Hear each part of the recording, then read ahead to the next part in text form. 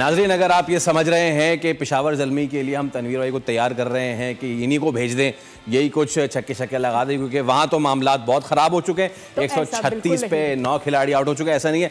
But आज तनवीर भाई को यहाँ पिच पे जहमत देने का इसलिए हमने सोचा कि बीइंग फास्ट बॉलर ऑफ इस टाइम, जब इतनी मार पड़ रही हो जैसे पेशावर ज़ल्मी को पहले हाफ में पड़ी, मतलब कि अल्लाह माशाल्लाह से सबसे अच्छा जो एवरेज था वो था 9.75 का अलजारी जोसेफ। इसके अलावा 12.75, 10, 15, 11, 13 के एवरेज से तनवीर भाई बॉलर के पास क्या मार्जिन हो जाता है, कौन सी लेंथ पे वो गिराए जो उसको बचत हो सके? देखिए, T20 क्रिकेट भी हम भी खेलें और हमारी भी ठीक ठाक किस्म की मार लगी हुई है। लेकिन वो जितनी मार लगी है उस एक्सपीरियंस के हिसाब से जो आजकल के बच्चे उनको थोड़ा बहुत हम समझा सके।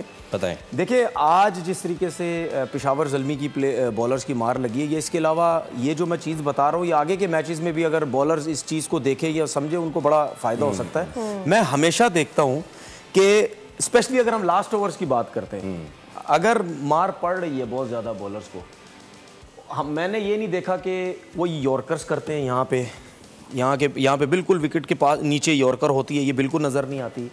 एक बॉल ये होती है, आप ऑफ स्टंप पे यॉर्कर करते हैं, एक बॉल ये होती है, ये मुझे नज़र नहीं आती।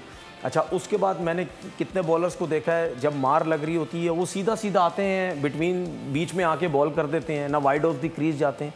वाइड ऑफ द क्रीज जाने से ये होता है कि एक एंगल बनता है, एक टांगों के बीच में आपका बॉल आता है सीधा, क्योंकि बैट्समैन सिर्फ मारने जा रहा होता है। लास्ट ओवर्स में ये उसकी सिर्फ ये कोशिश होती है, मैंने सिर्फ ऑन साइड पे हिट करना है। तो अगर क्रॉस में आपका वाइड ऑफ द क्रीज जाके टांगों के बीच में बॉल आता है, ये आपके लिए जो है वो बहुत ज़्यादा मुश्किल होता है। अच्छा, उसके बाद लास्ट ओवर्स में जब मैंने जिस तरह बोला कि सिर्फ ऑन साइड पे खेलने की कोशिश हो रही होती है, कवर्स पे तो वो प्लेयर खेलते हैं जो अच्छे टाइमर होते हैं, ठीक है, वो सिर्फ कोशिश करते हैं कि मैं ऑफ स्टंप पे extra cover, जिसना Salman Ali Agha batting करता है आखिरी ओवर्स में, वो कवर्स पे भी छक्के मार लेता है, वो सीधे भी ऑन पे, लेकिन ज्यादातर हमने पावर हिटर्स देखे जो ऑन पे जाते हैं। अच्छा, इसमें एक और वैरायटी भी होती है कि आपकी कोशिश होती है कि आप पीछे बाउंसर करते हैं, लेकिन स्लो बाउंसर करते हैं, ठीक है। स्लो बाउंसर जब आप करते हैं तो बैट्समैन समझता है कि बॉल तेज आ रहा है, उसमें वो वही वेट कर जाता है, वो रुक जाता है। आपने कितनी दफा देखा होगा कि स्लो बाउंसर पे स्लो आता है, वो मारने जाते हैं लेकिन टॉप एज लग जाता है जी। उस स्लो वन बाउंसर के साथ साथ आप तेज बाउंसर भी करते हैं, नॉर्मल जो आपका पेस होता है उस हिसाब से भी करते हैं। ये आपके पास दो वैरायटी होती है। फिर उसके बाद अगर ओवर द विकेट आप कर रहे हैं, आपको नहीं समझ आ रही मैं क्या करूं, तो फिर मुझे ऐसा लगता है कि आपका कप्तान हो गया या आपका जो कोचिंग स्टाफ हो गया, वो कहीं ना कहीं मैसेज भिजवाता है। आपने देखा होगा स्पेशली वेस्ट इंडीज के जो फास्ट बॉलर ब्रावो, उसको हमने देखा वो ज्यादातर राउंड द विकेट आके बॉल करते थे। राउंड द विकेट, जिसमें मैंने ऑफ स्टंप का बोला ना, वाइड ऑफ द क्रीज जाके एंगल बनता है, टांगों के बीच में करते हैं, तो वो राउंड द विकेट आके जब बॉल करते थे तो वो ऑफ स्टंप से बाहर यहाँ यॉर्कर, जब आप एक बैट्समैन यूं खड़ा हुआ है और राउंड द विकेट बॉल ऐसे क्रॉस जा रहा है और उसका एम यही होता है कि मैं यूं मारूंगा, तो पेस के साथ जब तेज यॉर्कर ऑफ स्टंप पे आएगा वो हिट नहीं होगा, और उसके साथ अगर वो स्लो वन भी करेगा तो उसको पेस जो है वो चेक नहीं होता।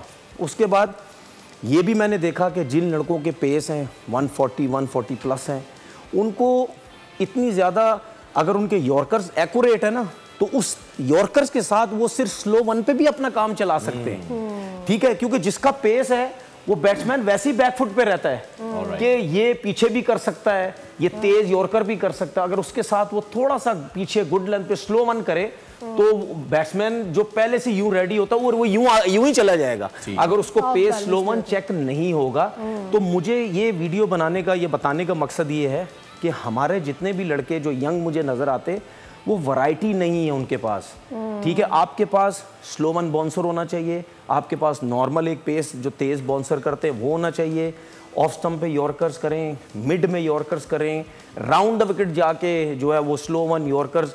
बेसिकली कहने का मकसद ये होता है कि अगर आप एक ही एंगल से बॉल करते रहेंगे सीधा सीधा, तो फिर वो बैट्समैन को तो पता चल जाएगा। आप बॉल की लाइन, लेंथ, जगह, ये सब चीजें चेंज करें, आप एक बहुत अच्छे जो है वो T20 के बॉलर बन सकते हैं। Psychologically plays around with the batter. चलें तनवीर भाई, थैंक यू सर, आपकी इस इनिंग्स का बड़ा जबरदस्त, थैंक यू सो मच।